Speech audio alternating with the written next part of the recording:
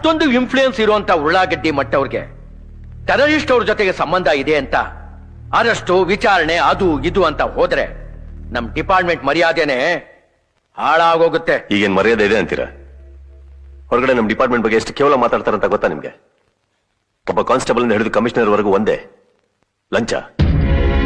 ಬಸ್ನಲ್ಲಿ ಕೇವಲ ಒಂದು ಪರ್ಸ್ ಕಳ್ಕೊಂಡು ಸ್ಟೇಷನ್ಗೆ ಕಂಪ್ಲೇಂಟ್ ಕೊಡಕ್ ಬಂದ್ರೆ ಅವನ್ ಏನೋ ಕೊಲೆ ಮಾಡಿರೋ ತರ ಎದುರುಗಡೆ ನಿಲ್ಸ್ಕೊಂಡ್ಬಿಟ್ಟು ಯಾವ ಏರಿಯಾ, ಯಾವ ಬಸ್ಸು, ಯಾವ ಹಣ, ಹಿಂದಿನ ಜಾಬ ಮುಂದಿನ ಜಾಬ ಅಂತ ಕೇಳ್ಬಾರ್ದಿದ್ದನ್ನೆಲ್ಲ ಕೇಳಿ ಓಡಾಗಿ 10 ಟೀ 10 ವಡೆ ತಗೊಂಬಾ, ಹಾಗೆ ಬರ್ತಾ ಸಾಹೇಬ್ರಿಗೆ 10 ಪ್ಯಾಕೆಟ್ ಪಾನ್ ಪರಾಗು ತಗೊಂಬಾ. ಅವ್ನು ಹೇಳಿದ ಏರಿಯಾದಲ್ಲಿ ಪಿಕ್ ಪಾಕೆಟ್ ಮಾಡಿರೋದು ಯಾರು? ನಮ್ ಗಿಲ್ಲಿ ಕೃಷ್ಣ ಇರ್ಬೋದಾ? ಅವ್ನ ಊರಿಗೆ ಹೋಗಿದ್ದಾನೆ, ಹಾಗಾದ್ರೆ ಮಾರಿಮುತ್ತಿ ಇರ್ಬೋದಾ ಅಂತೆಲ್ಲ ಡಿಸ್ಕಸ್ ಮಾಡ್ತೀರಾ. ಯಾರು ಯಾವ ಏರಿಯಾದಲ್ಲಿ ಯಾವಾಗ ಪಿಕ್ ಪಾಕೆಟ್ ಮಾಡ್ತಾರಂತ ನಮಗೆ ಚೆನ್ನಾಗಿ ಗೊತ್ತಿರುತ್ತೆ. ಅದನ್ನ ಅರೆಸ್ಟ್ ಮಾಡ್ತೀವ? ಯಾಕೆ? ಅವ್ರು ಹೊಡೆದಿರೋ ಹಣದಲ್ಲಿ ನಮಗೊಂದು ಪಾಲು